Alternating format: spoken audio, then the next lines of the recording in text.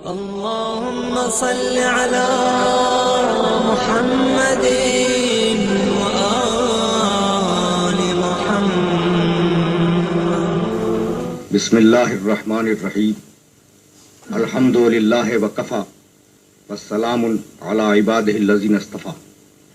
اما بعد فقد قال اللہ سبحانہ وتعالی فی محکم کتابہ المبین. بسم اللہ الرحمن الرحیم. قل هو اللہ احد اللہ الصمد لم یلد ولم یولد ولم یکن لہ کفوا احد. عزیزان محترم، سورہ اخلاص کی تلاوت کا شرف حاصل کیا گیا. اس سورہ میں پروردگار عالم نے پیغمبر اکرم کو یہ حکم دیا کہ تم پیغام توحید بندوں تک ان لفظوں میں پہنچا دو. قل، کہو، هو اللہ، کہ وہ اللہ، احد، ایک ہے. اللہ الصمد، اللہ صمد ہے یعنی بے نیاز ہے. لم یلد، وہ کسی کو پیدا نہیں کرتا. ولم یولد، اور وہ کسی سے پیدا نہیں ہوا. ولم یکن لہ کفوا احد، اور کوئی دنیا میں اور کائنات میں اس کا شریک اور ہمسر نہیں ہے. اس سورہ مبارکہ کے آغاز میں پروردگار عالم نے ایک لفظ رکھا، اور وہ لفظ ہے قل اور اللہ کے درمیان میں ہوا کا. قل هو اللہ احد، کہہ دو کہ وہ اللہ ایک ہے. اگر اس ہوا کو آپ درمیان سے نکال لیں اور یعنی مثالاً رس کر رہا ہوں اور کہیں کہ قل اللہ احد، کہو کہ اللہ ایک ہے، تو کیا جملہ مکمل نہیں ہے؟ جملہ تو مکمل ہے. پھر یہ جو ہوا رکھا پروردگار نے، قل هو اللہ احد، کہہ دو کہ وہ اللہ ایک ہے، اس ہوا میں وہ راز کیا ہے جس کی وجہ سے یہ لفظ ہوا ناگزیر ہو گیا اس مقام پر؟ تو اسے سمجھنے کے لیے یہ ضروری ہے کہ ہم وجود خدا کے سلسلے میں قرآن مجید کا نقطہ نظر معلوم کریں. عجیب بات یہ ہے کہ قرآن مجید کو آپ شروع سے آخر تک ملاحظہ فرما لیں تو آپ کو یہ اندازہ ہوگا کہ پروردگار بالاستقلال اپنے وجود پر کوئی دلیل نہیں دیتا قرآن میں. یعنی خدا کے وجود پر آپ کو کوئی دلیل مل جائے قرآن میں تو وہ ضمنی تو ہو سکتی ہے، مستقل بذات کوئی دلیل پروردگار نے اپنی ذات کے لیے قرآن میں نقل نہیں فرمائی. اس کا سبب کیا ہے؟ میں نے کسی مرحلہ فکر پر اپنے محترم سننے والوں کی خدمت میں عرض کیا تھا کہ اصول دین میں پہلے توحید ہے کہ خدا کو ایک مانو. اب میں پوچھنا یہ چاہ رہا ہوں کہ بھائی اصول دین میں پہلے تو وجود خدا ہونا چاہیے نا، کہ خدا ہے. پھر اس کے بعد دوسرے توحید کہ وہ ایک ہے. یہ وجود خدا کیوں نہیں رکھا آپ نے؟ بھائی پہلے یہ تو اسٹیبلش کریں کہ وہ ہے یا نہیں ہے، جب ہوگا تو پھر یہ طے کریں گے کہ ایک ہے یا ایک سے زیادہ ہے. تو اصول دین میں اول وجود خدا نہیں ہے، اول توحید. اس کا سبب کیا ہے؟ تو قرآن مجید کا نقطہ نظر اور قرآن مجید کا طریقہ پورے قرآن میں جو جاری و ساری ہے وہ یہ ہے کہ وہ قرآن مجید وجود خدا پر دلیل نہیں دیتا مستقل بذات طور پر. اب مثلا گفتگو کی اس نے افی اللہ ہے شکن فاطر السماوات والارض، کیا خدا کے وجود میں تمہیں شبہ ہے؟ وہ خدا جو آسمان و زمین کا خالق ہے. دلیل نہیں دی، یعنی سوال کیا افی اللہ ہے شکن، کیا خدا کے وجود میں تمہیں شبہ ہے؟ وہ خدا جو آسمان و زمین کا خالق ہے. تو بتلانا یہ تھا کہ وجود خدا انسان کی فطرت میں داخل ہے. یعنی میں یہ عرض کرنا چاہ رہا ہوں کہ اگر انسان کو اپنے وجود کا احساس ہو تو یہ احساس مستلزم ہے وجود خالق کو. یعنی اگر انسان یہ سمجھ رہا ہے کہ میں ہوں تو پھر یہ بھی سمجھ رہا ہے کہ میرا کوئی پیدا کرنے والا بھی ہے. یعنی ہر وہ شے جو پیدا ہوتی ہے یقینی طور پر اس کا کوئی پیدا کرنے والا ہوتا ہے. تو وجود خدا فطرت انسانی میں داخل ہے، اس لیے پروردگار عالم نے وجود خدا پر کوئی مستقل بذات دلیل قرآن مجید میں عطا نہیں فرمائی. یہ بات تو واضح ہو گئی کہ وجود خدا فطرت انسانی میں داخل ہے، اس اعتبار سے کہ اگر آپ دھواں دیکھیں تو آپ کی فطرت پکار کے کہے گی کہ کہیں آگ لگی ہوئی ہے. اگر آپ ایک کمرے میں بیٹھے ہوئے دھوپ دیکھ رہے ہوں، چاہے سورج آپ کے سامنے ہو یا نہ ہو، تو دھوپ پکار کے آپ سے یہ کہے گی کہ سورج موجود ہے. اثر مؤثر کو بتلاتا ہے، ایفیکٹ کاز کو بتلاتا ہے، معلول علت کو بتلاتا ہے. یہ اصول ہر انسان کی فطرت میں جاری و ساری ہے. تو اگر یہ اصول پوری کائنات کے اندر جاری و ساری ہے اور آپ اثر کو دیکھ کر مؤثر کا پتہ لگاتے ہیں اور مؤثر کو دیکھ کر اثر کا پتہ لگاتے ہیں، تو اگر کوئی مخلوق ہے تو پھر اس کا خالق ہوگا. یا تو آپ مخلوق ہونے سے انکار کر دیں، اور اگر مخلوق ہونے سے انکار نہیں کر سکتے تو اس کا خالق یقینی طور پر موجود ہے. جب وہ خالق موجود ہے تو اس خالق کے لیے دلیل دینے کی ضرورت نہیں ہے. کیوں ضرورت نہیں ہے؟ آپ کی فطرت میں یہ بات طے ہو چکی کہ ہر مخلوق کا خالق ہوگا. تو فطرت نے بتلا دیا کہ اس پوری کائنات کا ایک خالق ہے. جب فطرت بتلا چکی کہ خالق ہے تو اب دین بتلائے گا کہ وہ خالق کتنے ہیں. اس لیے اصول دین میں توحید کو پہلے رکھا گیا، وجود خدا کو نہیں رکھا گیا. فطرت بتلا چکی کہ خالق ہے، اب آپ کو دین بتلائے گا کہ وہ کتنے ہیں. اس لیے اول توحید، خدا ایک ہے. تو جب ہم نے یہ بات طے کی کہ ہر انسان کی فطرت یہ پکار کر کہہ رہی ہے کہ ایک اس کا پیدا کرنے والا ہے، ایک اس کا بنانے والا ہے، ایک اس کا صانع ہے، ایک اس کا خالق ہے، تو اب انسان زبان سے اقرار کرے یا نہ کرے، جہادو بہا واستیقنتھا انفسہم، زبانیں انکار کر رہی ہیں اور ان کے نفس اس کا اقرار کر رہے ہیں. یعنی وجود اپنی حیثیت میں پکار کے کہہ رہا ہے، چاہے زبان کہے یا نہ کہے، وجود پکار کے کہہ رہا ہے کہ اس کا کوئی خالق ہے. تو فطرت بتلا چکی کہ خالق ہے، اور ہر انسان کی فطرت پکار کے یہ کہہ رہی ہے کہ ایک خالق موجود ہے. تو اسی خالق کی طرف اشارہ کیا کہ قل هو اللہ احد، وہ جسے فطرت پکار کے کہہ رہی ہے وہ اللہ فقط اور فقط ایک ہے، ایک سے زیادہ نہیں ہے. تو اس ہوا میں جو پروردگار عالم نے راز رکھا تھا، وہ راز یہ تھا کہ وہ جسے فطرت پکار رہی ہے، وہ جسے فطرت تسلیم کر رہی ہے کہ خالق ہے، وہ اللہ کل ایک ہے، احد ایک ہے. احد کے معنی ایک نہیں، واحد کے معنی ایک. اور قرآن مجید میں ہے للہ الواحد القہار، اللہ واحد ہے. الہکم الہ واحد، تمہارا اللہ واحد ہے. واحد کے معنی ایک، احد کے معنی اکیلا. اب ان دونوں میں فرق کیا ہے؟ ان دونوں میں فرق تو ہوگا. دیکھیے، ارسطو سے کسی نے واحد کی تعریف پوچھی، یعنی ایک کی ڈیفینیشن. اس نے کہا الواحد نصف الاثنین، ایک دو کے آدھے کو کہتے ہیں. تو کہا کہ دو کی تعریف کیا ہے؟ اس نے کہا ایک کے دگنے کو کہتے ہیں. تو اب میں بتانا ہی چاہ رہا تھا کہ واحد وہ جو اثنین کا آدھا ہو، دو کا آدھا ہو. یعنی ایک وہ ہے جو آدھا بھی ہو سکتا ہے اور ایک وہ ہے جو دو بھی ہو سکتا ہے. تو اگر پروردگار عالم کو ہم ایک کہہ دیں تو اس کے نصف ہونے کا بھی امکان اور اندیشہ موجود ہے، اور اس کے دگنا ہونے کا بھی امکان اور اندیشہ موجود ہے. جبکہ اس کی ذات میں نہ نسیت موجود ہے نہ اثنینیت موجود ہے. اس لیے پروردگار عالم نے جب توحید خالص کا اعلان فرمایا تو احدیت کے لفظ کے ساتھ، واحدیت کے لفظ کے ساتھ نہیں. لیکن میں یہ پوچھنا چاہتا ہوں کہ جب خود قرآن مجید میں یہ ارشاد فرما دیا کہ وہ واحد بھی ہے تو اس لفظ واحد کو لانے کی ضرورت کیا تھی؟ ہے نہیں یہ قابل غور بات کہ بھئی کہیں کہتا ہے کہ وہ واحد ہے، کہیں کہتا ہے کہ وہ احد ہے. تو احد کے معنی اکیلا اور واحد کے معنی ایک. واحد کیوں کہا؟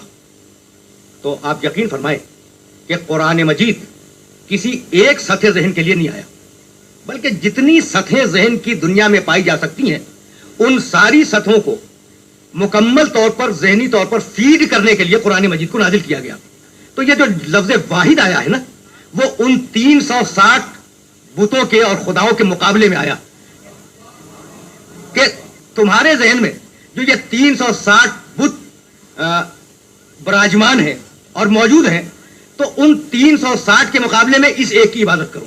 تو جب وہ 360 سے ہٹ کر ایک کے اوپر آ گئے تو اب انہیں توحید خالص کا سبق دیا گیا اور توحید خالص کا اعلان کیا گیا کہ اب تم 360 سے ہٹ کے ایک پہ تو آ گئے، لیکن اب اگر میں ایک کہہ دوں اسے تو ایک وہ بھی ہو سکتا ہے جو آدھا ہو، ایک وہ بھی ہو سکتا ہے جو دگنا ہو. دیکھیے، پانی ایک ہے، لیکن وہ سننے والے جانتے ہیں جو پانی کی ماہیت سے واقف ہیں کہ دو مختلف اجزاء سے مل کے بنا. تو دیکھنے میں تو ایک ہے نا، اجزاء میں کیا چیزیں شامل ہیں؟ کم سے کم دو. تو ہم پانی کو بھی ایک کہتے ہیں جبکہ دو اجزاء سے بنا ہے. یہ میز بھی ایک ہے، اگر یہ 20 سے کاٹ دیا جائے تو یہ دو ہو جائیں گے یا نہیں؟ تو وہ جو دو سے مل کے ایک بنا ہو وہ بھی آپ کی اصطلاح میں ایک ہے، اور وہ ایک بھی آپ کی اصطلاح میں ایک ہے جسے بعد میں دو کیا جا سکے. اب دو قسمیں آ گئی ایک کی، اور ایک قسم وہ ہے کہ یہ ایک میرا ہاتھ ہے، دوسرا یہ ہاتھ ہے، ایک داہنا ہاتھ ہے اور ایک بایاں ہاتھ ہے. یہ دو ہیں یا ایک ہے؟ دو ہے نا.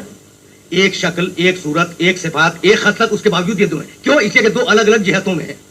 تو اگر جہت بدل جائے جب بھی دوئی آ جائے، اگر تقسیم ہو جائے جب بھی دوئی آ جائے، اگر ترکیب آ جائے جب بھی اس کے اندر دوئی آ جائے.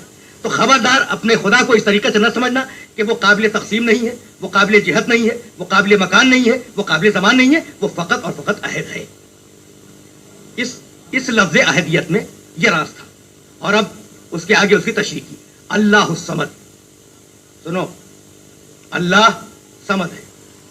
صمد کے دو مفہوم ہیں عربی زبان میں. صمد وہ ٹھوس شے جس میں کوئی خلا نہ ہو, جس میں کسی چیز کے داخل ہونے کا کوئی امکان نہ ہو, اسے کہتے ہیں صمد.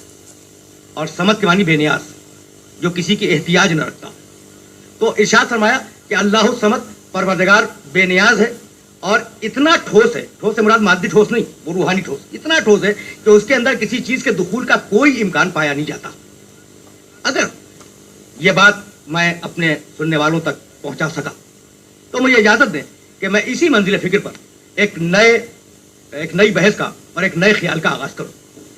وہ نیا خیال یہ ہے کہ ان دو آیتوں میں پروردگار عالم نے توحید خالص کا اعلان کیا.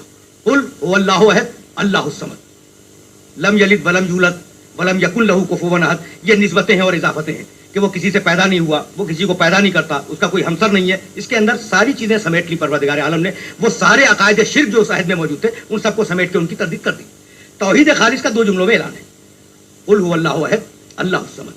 اب میں اپنے سارے محترم سننے والوں سے یہ سوال کرنا چاہ رہا ہوں اس منزل فکر پر کہ پیغمبر اکرم نے یہ اعلان کیا اور ظاہر ہے کہ مشرکوں نے اس اعلان کو سنا. یہ مشرک جو 360 دیویوں کو اور دیوتاؤں کو پوج رہے تھے, انہیں کیا قباحت پیش آ رہی تھی کہ اسے ایک خدا کو نہ مان لیں؟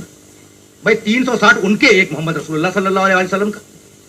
ہو سکتا تھا نا کہ بھائی 360 ان کے رہتے اور ایک پیغمبر اکرم کے خدا کو بھی وہ مان لیتے تو 361 ہو جاتے. تو جو 360 کو مان رہے ہو وہ ایک کو کیوں نہیں مان رہے تھے؟ قابل غور بات تو ہے. تو عزیزان محترم, اگر پیغمبر اکرم کا اور قرآن مجید کا مطالبہ فقط اتنا ہوتا کہ ہمارے ایک کو بھی مان لو, تو میرا خیال یہ ہے کہ دنیا کا کوئی مشرک اس سے انکار نہ کرتا. لیکن پیغمبر اکرم کا اور قرآن مجید کا مطالبہ یہ نہیں تھا کہ اپنے 360 کے ساتھ ہمارا ایک اور بھی مان لو. نہیں, بلکہ مطالبہ یہ تھا کہ لا الہ, اپنے سارے دیوی اور دیوتاؤں کا پہلے انکار کرو. جب تم پہلے اپنے سارے دیویوں کا اور سارے دیوتاؤں کا انکار کر لو گے, جب ہم توحید خالص کا اعلان کریں گے الا اللہ کہ معبود فقط اور فقط اللہ ہے. تو مشرکوں کو جو پریشانی پیدا ہو رہی تھی وہ پریشانی فقط اور فقط یہ تھی کہ پیغمبر اکرم کے ایک خدا کو ماننا نہیں تھا, بلکہ اپنے سارے خداؤں کا انکار کرنا تھا. بھائی ان کے سارے خدا کیا تھے؟ وہی بت. توجہات مقبول ہیں, بت تھے نا سارے خدا. تو کلمے میں کیا بتوں کا انکار ہے؟ لا صنم الا اللہ ہے, کہ کوئی بت اللہ نہیں ہے سوائے معبود کے. لا صنم الا اللہ نہیں, کلمہ یہ نہیں ہے نا. لا الہ, اگر فقط صنم کی نفی ہوتی تو فقط اور فقط وہ دیوی اور دیوتا اس نفی کے رینج میں آ جاتے جو وہاں پہ رکھے ہوئے تھے. وہ جو اقتدار کا بت ہے وہ الگ ہو جاتا, وہ جو سرمایہ کا بت ہے وہ الگ ہو جاتا, وہ جو بڑی طاقتوں کا بت ہے الگ ہو جاتا. اس لیے لفظ الہ کو رکھ کر سارے بتوں کی نفی کی کہ جو تمہارے نفس کے اندر ہو یا تمہارے نفس کے باہر ہو, پہلے ان سارے خداؤں کی نفی کرو. جب ان سارے خداؤں کی تم نفی کر لو گے, جب تم ہمارے خدا کو مان سکتے ہو, ورنہ ہمارے خدا کو تسلیم نہیں کر سکتے. اور مشرک کے لیے سب سے بڑی پریشانی یہی تھی. یعنی میں عرض یہ کرنا چاہ رہا ہوں, دیکھیے بڑا عجیب و غریب جملہ ہے, میں عرض یہ کرنا چاہ رہا ہوں کہ مسئلہ یہ نہیں تھا, مسئلہ یہ تھا کہ پیغمبر کے ایک خدا کو مان لو. مسئلہ یہ تھا کہ خدا کو ایک مان لو. یعنی جتنا فرق ان دونوں لفظوں میں ہوگا اتنا ہی فرق پیغمبر اکرم کی توحید میں اور ان کے عقیدہ شرک میں ہوگا. یعنی ایک خدا کو ماننا نہیں تھا بلکہ خدا کو ایک ماننا تھا. تو اس خدا کے ایک ماننے کی وجہ سے انہوں نے کہا کہ ہم اپنے نہ دیویوں کا انکار کریں گے نہ دیوتاؤں کا انکار کریں گے, بلکہ ہم اپنے عقیدہ شرک پر قائم رہیں گے. تو سارا جو جھگڑا تھا, ساری جو نزاع تھی, وہ لا الہ پر تھی, الا اللہ پہ نہیں تھی. لیکن جو بات میں آج کی حد تک آپ کی خدمت میں پیش کرنا چاہ رہا ہوں وہ بات فقط اور فقط اتنی ہے کہ سارا جھگڑا, ساری نزاع اور سارا تصادم الا اللہ پہ نہیں ہے. بھائی اگر ایک خدا ہے تو چلو 360 ان کے اور ایک ان کا مل کے بات ہو سکتی, تو الا اللہ پہ جھگڑا نہیں ہے, سارا جھگڑا لا الہ پر ہے. پیغمبر نے کوڑا برداشت کیا لا الہ کی خاطر, پیغمبر کی راہ میں کانٹے بچھائے گئے, برداشت کرتے رہے لا الہ کی خاطر. پیغمبر نے اپنے رشتہ داروں کی لاشیں جنگ احد کے میدان میں دیکھی لا الہ کی خاطر. ابھی الا اللہ پہ گفتگو نہیں ہے. تو یہ جو سارا نظام نبوت ہے وہ مکے میں لا الہ الا اللہ کو اسٹیبلش کر رہا تھا, اور جب مکی زندگی میں لا الہ اسٹیبلش ہو گیا تو پھر اب مدنی زندگی میں نماز آئی, روزہ آیا, حج آیا, عبادتیں آئیں اور الا اللہ کو اسٹیبلش کیا گیا. کہ اس معبود کی عبادت کرنی ہے. تو توحید کے دو جز ہیں. پہلے سارے خداؤں کا انکار کرو اور پھر اس خدائے برحق کا اقرار کرو جو مستحق ہے عبادت کا. اگر یہ بات میں واضح کر سکا تو مجھے اجازت دیں کہ خواجہ اجمیر رحمۃ اللہ علیہ نے جو اپنی ربائی میں ایک مصرع کہا کہ حقہ کے بنائے لا الہ ہست حسین، تو یہ جو مصرع کہا تو ایسا نہیں ہے کہ وہ ضرورت شعر کی وجہ سے پورا کلمہ نظم نہیں فرما رہے تھے. بھائی کہنے والوں نے یہ کہا ہے کہ یہ ربائی ہے اور ربائی کی ایک بحر ہوتی ہے مفعول و مفاعل مفاعل فا، اور اگر آپ ان کی اضافتیں نکالیں گے تو ربائی کے اوزان 108 ہیں. تو لوگوں نے کہا کہ چونکہ پورا کلمہ نظم نہیں ہو رہا تھا اس بحر میں اور ربائی کی دوسری بحروں میں اور دوسرے اوزان میں، اس لیے خواجہ اجمیر رحمۃ اللہ علیہ نے اس کلمے کے آدھے جز کو نظم فرمایا حقہ کے بنائے لا الہ ہست حسین. ڈاکٹر اقبال رحمۃ اللہ علیہ نے بھی شاعر مشیر، انہوں نے بھی ایک مقام پر فرمایا کہ پس بنائے لا الہ گردیداست. حسین ابن علی لا الہ الا اللہ کی بنیاد بن گئے. تو لا الہ الا اللہ پورا نظم نہیں کیا، لا الہ کی بنیاد بن گئے. تو مجھے کہنا یہی تھا کہ حسین ابن علی نے جس عہد میں خروج فرمایا اور حسین ابن علی نے جس عہد میں قیام فرمایا اس عہد میں الا اللہ خطرے میں نہیں تھا، مسجدوں میں اذانیں ہو رہی تھی.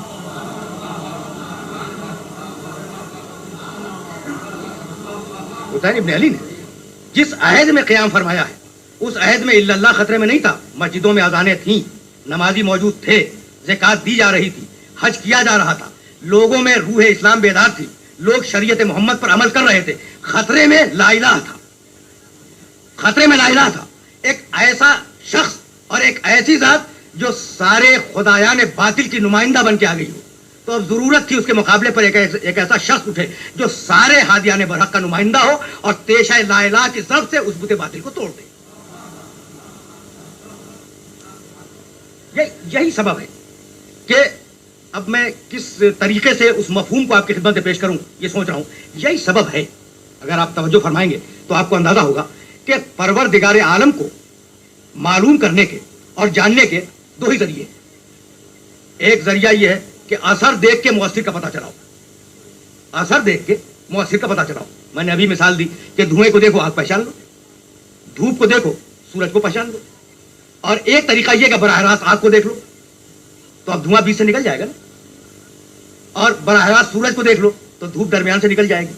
تو دو درجات ہیں سطح ذہن انسانی کے.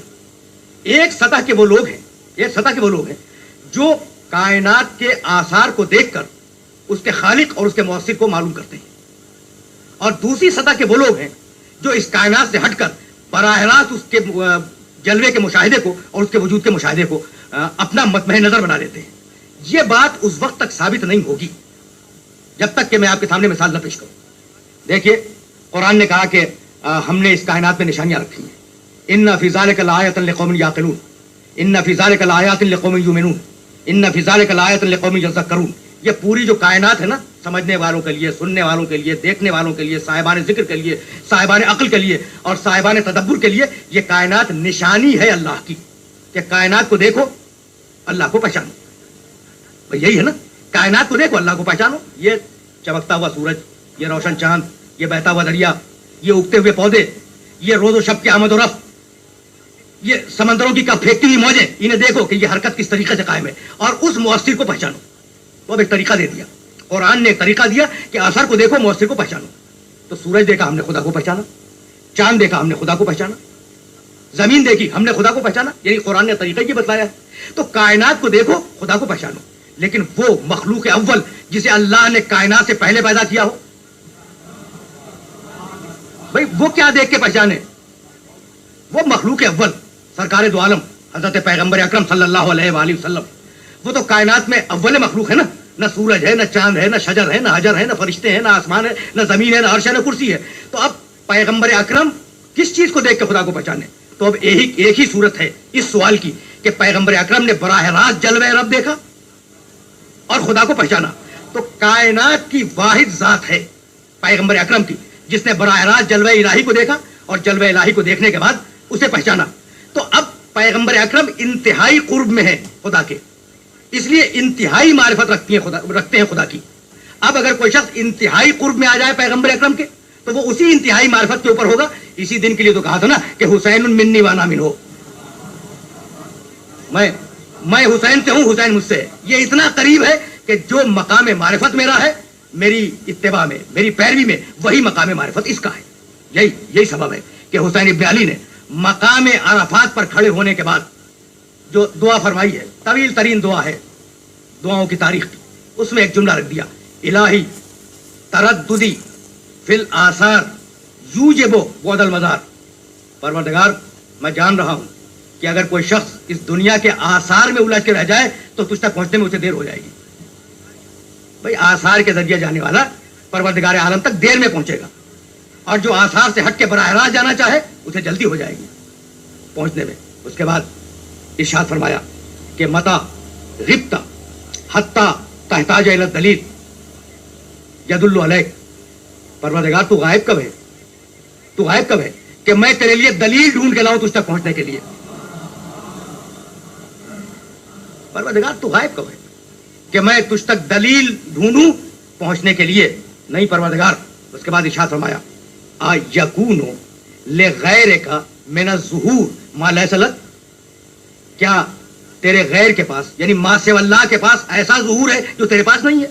نہیں پروردگار, دنیا کا طریقہ ہے کہ وہ کائنات سے تجھ تک پہنچتی ہے, اور میرا طریقہ یہ کہ میں تجھ سے کائنات کی طرف آ رہا ہوں.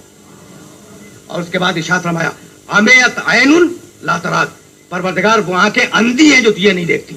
تو بتلا دیا کہ اگر مقام قرب محمد میں کوئی شخص چلا جائے تو اس کے لیے وسیلوں کی ضرورت نہیں ہے, اس کے لیے واسطوں کی ضرورت نہیں ہے, اس کے لیے آثار کی ضرورت نہیں ہے, اس کے لیے دلائل و اسباب کی ضرورت نہیں ہے. وہ اگر مقام قرب محمد میں ہے تو وہ مقام قرب الہی کے اندر ہے. وآخر دعوانا ان الحمدللہ رب العالمین. يا مولا